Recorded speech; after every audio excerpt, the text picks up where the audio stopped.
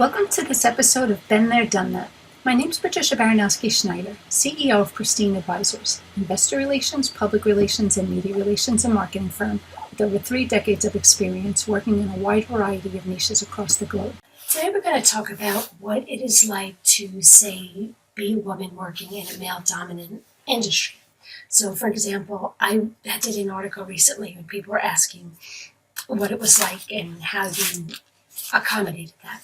So I can say that, at least from my own experience, I don't know, yes, in the industry that I'm at, one thing, now again, I started doing this marketing, investor relations, public relations, media relations 34 years ago, working for an agency that was predominantly women.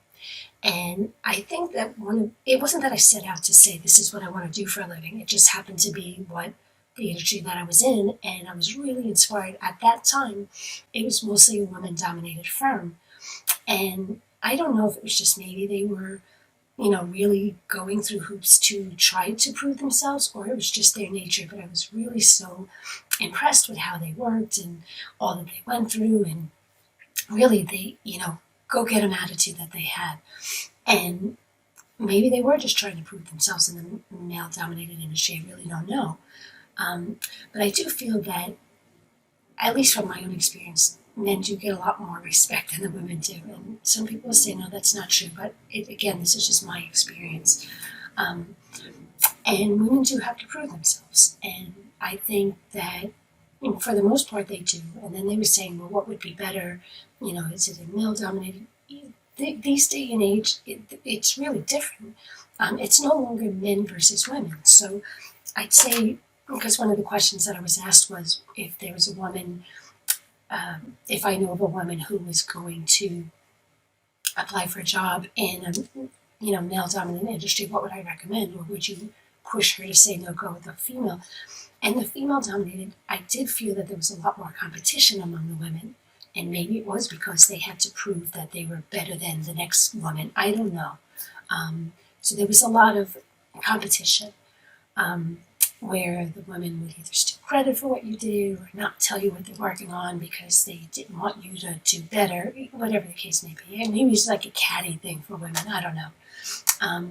But in the men, I feel that sometimes they either don't respect it or they feel that they have to tiptoe around you because you're a woman. I just say treat everybody equal. And I think now that's where things are coming into play, where nowadays it's no longer men versus women. Like even filling out a job application, I actually had to Google what some of these expressions were. You have to categorize yourself, your sexuality. And it was, are you heterosexual, agender, bigender, cisgender, gender expression, gender fluid, gender queer, gender fair. I'm like, I literally had to Google half of these. I said, I don't even know what they were. I'm like, I don't know. So in a way, it's good because that just shows that the world is evolving, the world is changing, you have a lot more people around you, and it should never be about what sex you are. It should just be about the quality of the work. That's how I've always seen it.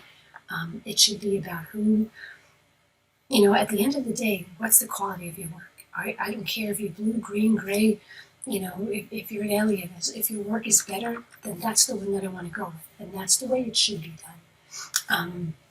So if I had to say, would I recommend somebody working for a female or a male? Or I just say, you can't please everybody. That's just the nature of the game. But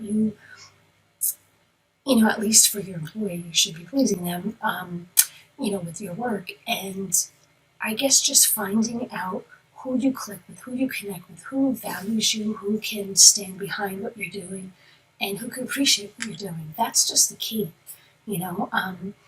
I've worked with some people that we really didn't, personalities clashed, we really didn't get along, but we appreciated one another's work. And that's what kept us going. It's like as a person, I'd never hang out with you. We just don't even have the same likes, dislikes. I don't agree with half of the things you do. But I think you do phenomenal work. And to me, that's more important. So that's, I think, would be my advice, or if you're working with a male-dominated female, or whatever the case may be. I don't care, again, who you are, what color you are, what nationality you are. It should, at the end of the day, just boil down to who has the best quality of work. But I guess bearing in mind, that these are some of the obstacles that people will encounter in their career. So that's just my 2 cents.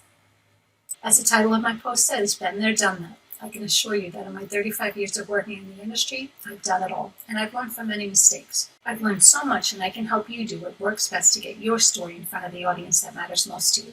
Contact me to learn more about my story.